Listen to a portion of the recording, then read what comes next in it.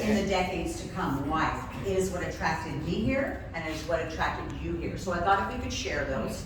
I also wanted to share, as we go through the slides, a little bit about what I see that's really working here, at Lifeway, and perhaps some things that we can learn from each other, from different countries on what is going extremely well. I want to start out by congratulating Malaysia. I want to start out amazing work that you're doing here. I mean, really, really great work. And I think a lot of it, in learning and hearing what's happening and in the times that we spent has been because of all of you, of course, but it also has been because of the approach to education and making it a priority to where the leaders can rise up and then can talk to the people and train them, tell them what they should be doing, what they should be focusing on. It's that education from you, not from me, it's all of you stepping up to the plate and saying, okay, I am going to deliver the best version of myself. That is what is putting Malaysia on the map. That is what is having you hit all of your numbers, exceeding all of the expectations for Malaysia. It's because, again, of the work that you're doing.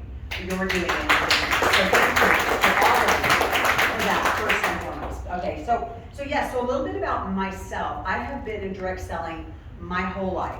I've never done anything else. And so for me, when I got out of college, I immediately went to work at Hilton Hotel, and it was in San Francisco, in the Bay Area of the United States. And but what happened was my husband and I got pregnant with our first child. And so I thought that I was going to go back to work. So as soon as the baby was born, the nanny came over, and I was about to introduce the baby to the nanny, but when I held the baby out, I looked at the nanny and I went, I can't do it. And I just kind of stepped back and I said, she needs a nap. and the new nanny was like, are you crazy? We've been talking all this time, but I just couldn't do it. Probably one of the only times in my life that I had a panic attack that I was going to miss so much. So what I did was I told the Hilton I was not coming back. And so then I started staying home. But after about a year or two, I missed having some money at the end of the month. I missed a community of people that we could have adult conversations. And I just missed, putting on a dress, I guess, at the end of the day. So I found direct selling. So I went to an opportunity meeting. And I said, I didn't have a big dream, I didn't have a big why. I just really wanted $200, $300 a month so I could buy a nice pair of shoes if I wanted to and not feel guilty. It really was simple. So that started a 10-year trek of me becoming a very successful direct seller, thousands of people in my downline, traveling the world, really, really a good business. And so my 10 years doing what you do, probably not as successful as you in this room, but successful enough to replace a full-time income, make 3 times the amount of money, only investing 15 hours a week, right? So, and of course now is that a compliant thing to say, I don't know, but we're not judging at this moment, right? So I did show my paychecks all the time, but of course those were a long time ago years. So my appreciation for what you do is very different. It's different, and I think those of us that have been out in the field before and spent time building, we have a deeper appreciation for what you do. We see things through a different lens at corporate. And I share my story not because I like to talk about myself. I share my story so that when you know what is important to David Schmidt on who they're hiring, one of the things that they really appreciated about me, one of the reasons that they offered this to me, they liked that I had been a seller, a direct selling professional. They really liked that a lot. Yes, and he mentioned it. So I think that that's important for you to know. So that's just a little bit about me. I went over to the corporate side. I really felt like I could make a big difference being on the corporate side of things. I could help companies. So I've been with some major companies as their president. I was at Jeunesse. When I got to Jeunesse, we were at $250 million. In the next 2 years, we went to $1.2 billion in sales. So that was an amazing time. I have learned a lot. And I've been in all 3 sectors of direct selling. So I've been the president at an energy company, so in what they would call a commodity. So I understand the binary, understand obviously what it is to be in commodities. Also in natural products, or pills, powders, potions, and lotions. Also in durable goods. And durable goods are a thing I buy this once, it's a beautiful table setting, and then once you buy one though, you don't need any more, right? So then you get on that hamster wheel of customer acquisition. So I've seen the business from all points, but my favorite thing is all of you. And what I have learned over years of my life, sitting in the chair, at meetings, at conference, and hearing you tell your story, watching you get a very amazing award, and seeing all of your pictures, getting you to hear how you're doing it. The things that I have learned in my life from all of you and leaders talking about how they made a difference has changed my life.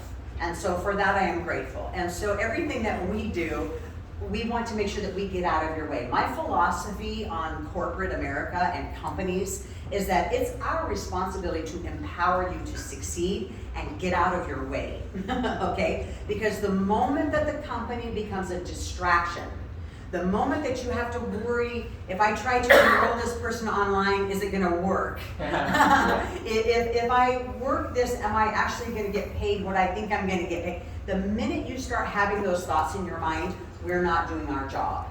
And so we should just not be a distraction. You will hear me say in the years to come that I believe in being an invisible company. An invisible, not that we aren't here for you, not that we're here, but you shouldn't be thinking about us. You should be able to do what only you can do. Build relationships, empower your teams, lift each other up. That comes from all of you, not us. So in my time, what you will find about me is I would love to just listen and hear what is stopping you from being successful. We had some great opportunities after our morning session, getting to hear a fantastic presentation, very nice job, about if I could do one thing for this corporate team that would help you be more successful, what would it be? And how can I make those things happen? So again, I don't have a lot of slides, but I did want to talk, there were some questions that you asked yesterday, and I thought about them a lot last night, and how I could make sure that I answered those today. So I think that the United States has just set another record. The biggest country ever in history, likely. They have set another record, okay, and of course, they are now the fastest growing, largest component of Lifeway. So people would ask, well, what makes a great leader? What is it that really drives success? I think it's a fantastic question. So you're all leaders in this room, and you have your own opinions about what do you think makes a great leader. But I think in 25 years in this sector, really 30 years now in this sector, I know it's about integrity.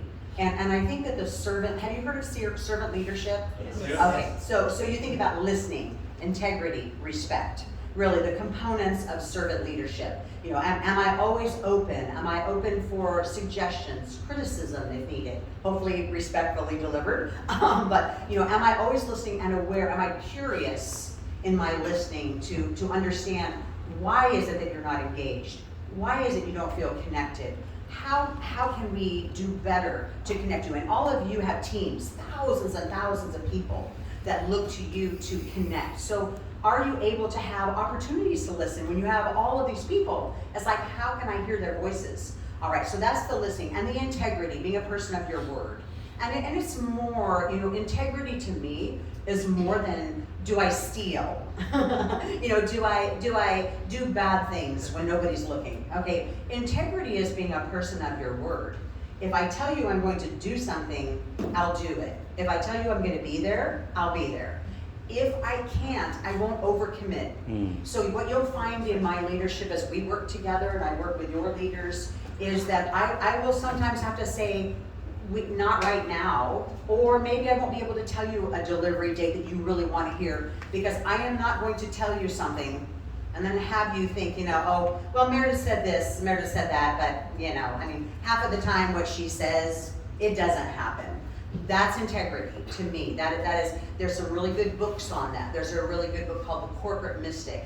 And The Corporate Mystic talks about the importance of being the people of our word.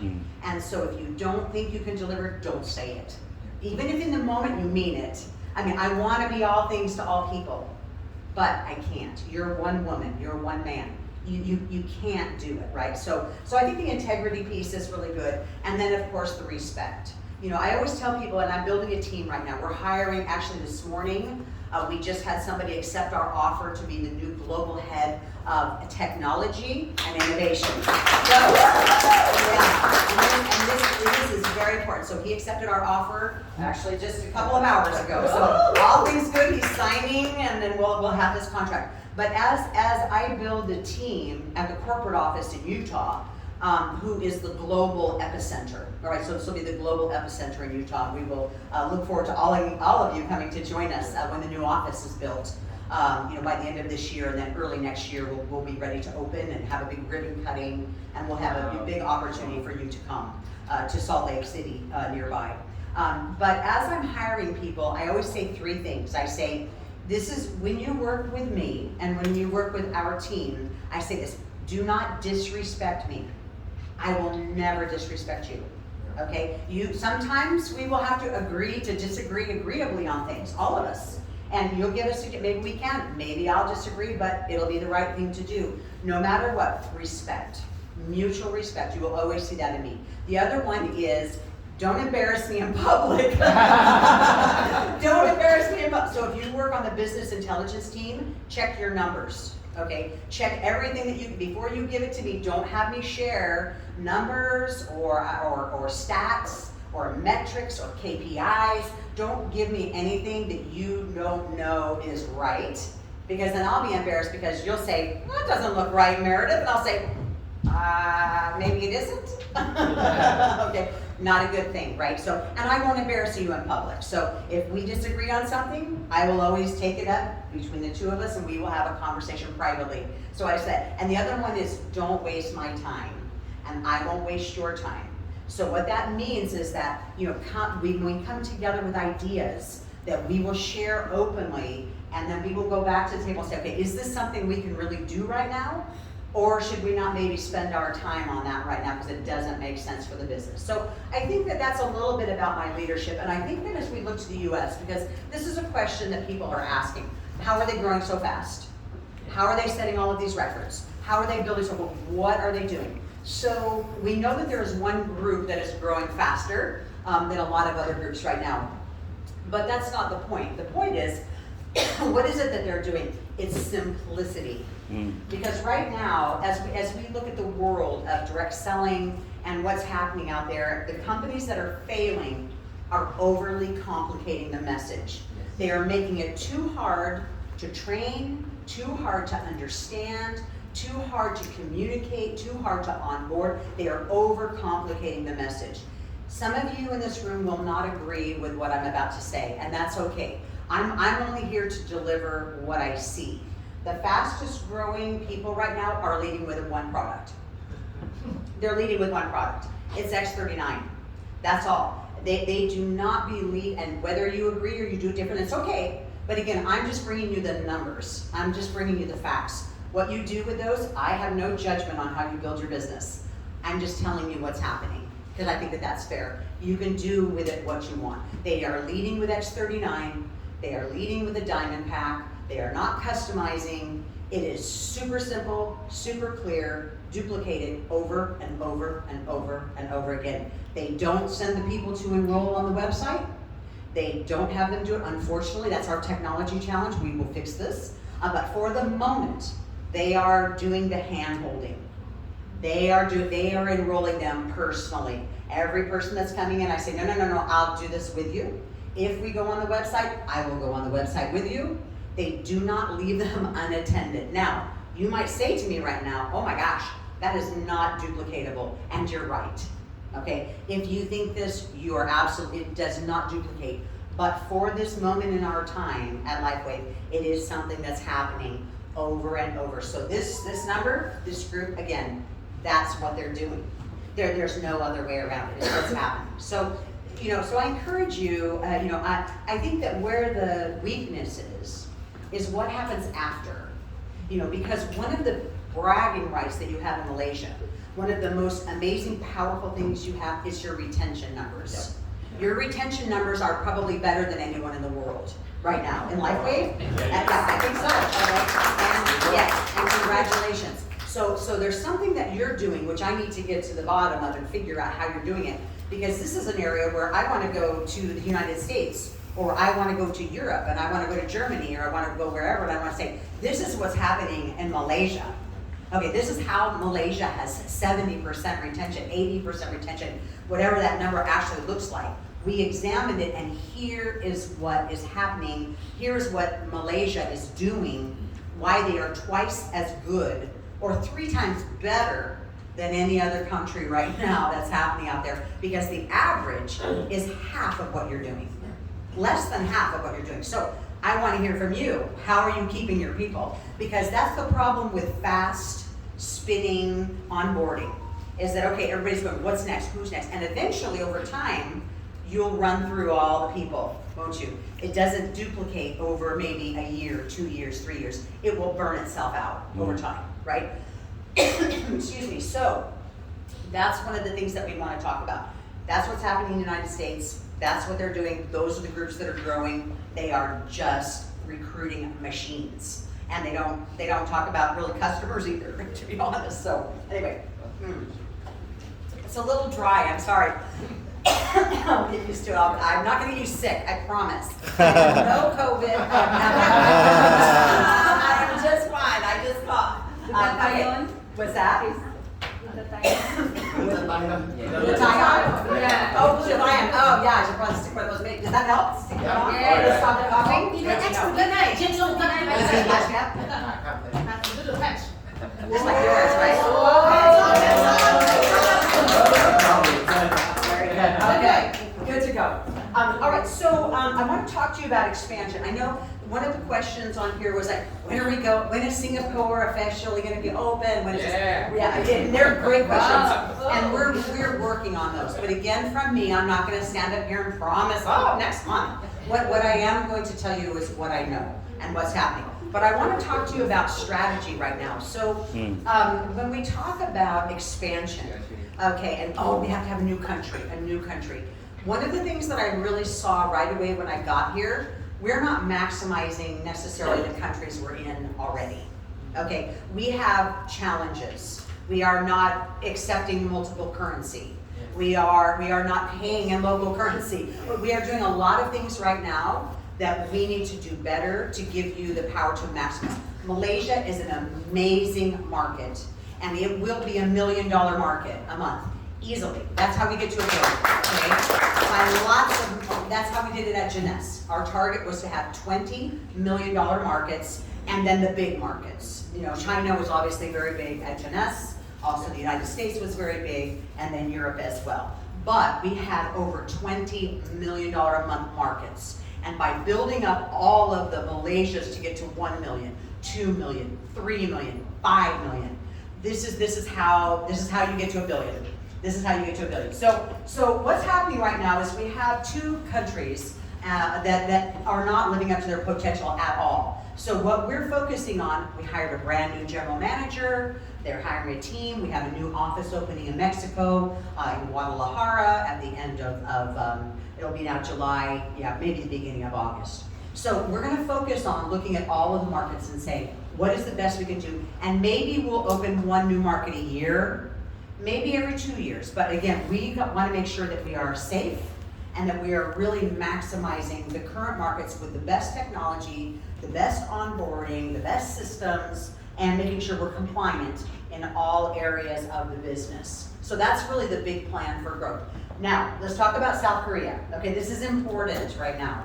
Okay, so how many of you know we're going to South Korea? Some of you don't know. Okay, well now you know. I just told you. So for South Korea, and how long do I have to talk? I can talk for a really long time. How long am I supposed to have? Yeah, you need to, no, I'm used to a timer. There was 1 hour. Oh, right, we'll do it.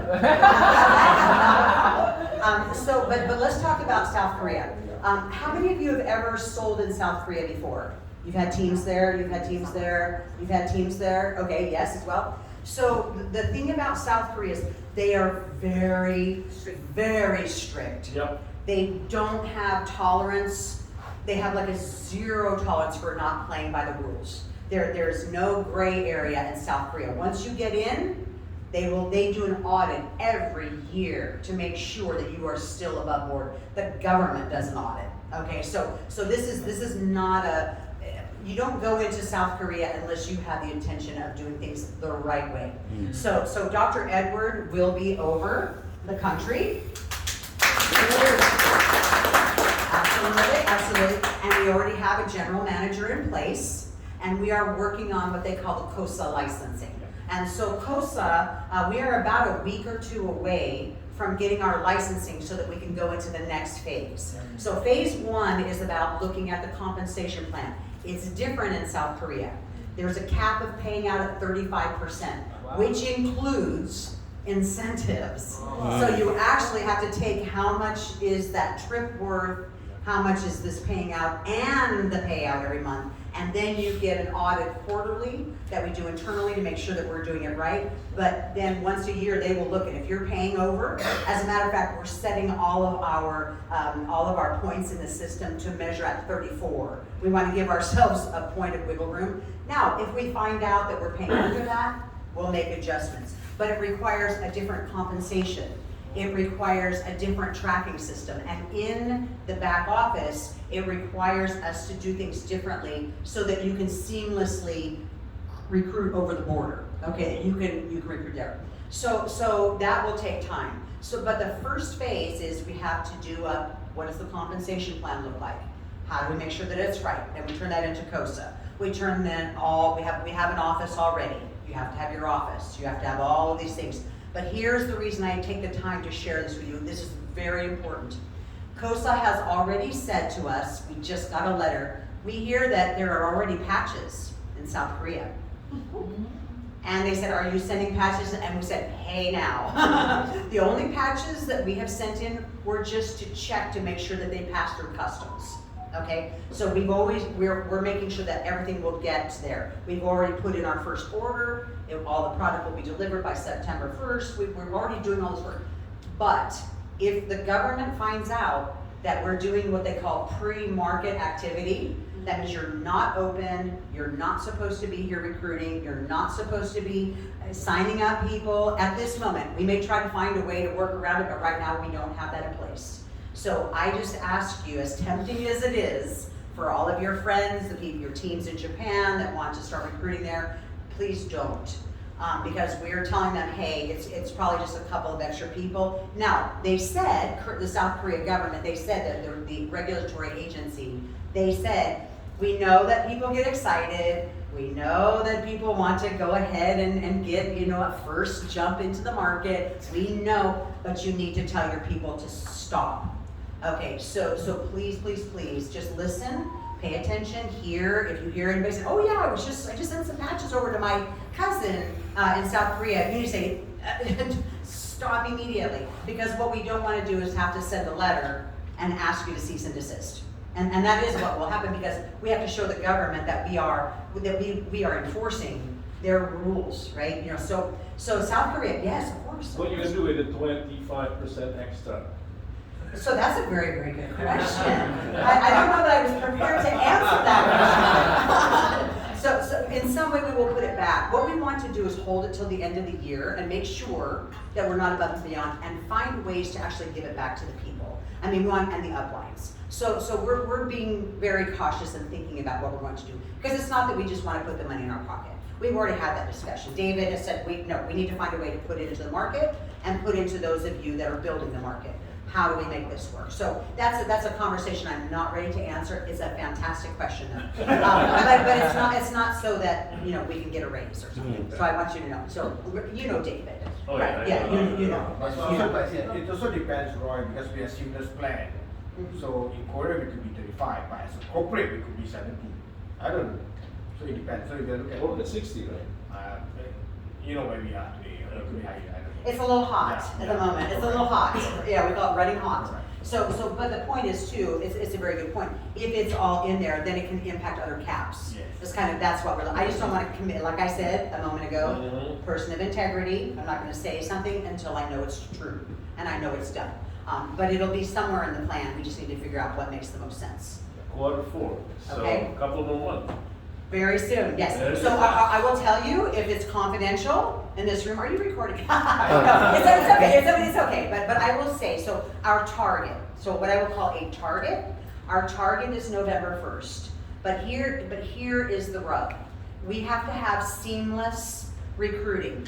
Okay, you have to be able to sign up somebody without any interruption. The issue is we have a back office system, but in South Korea, there's another back office system.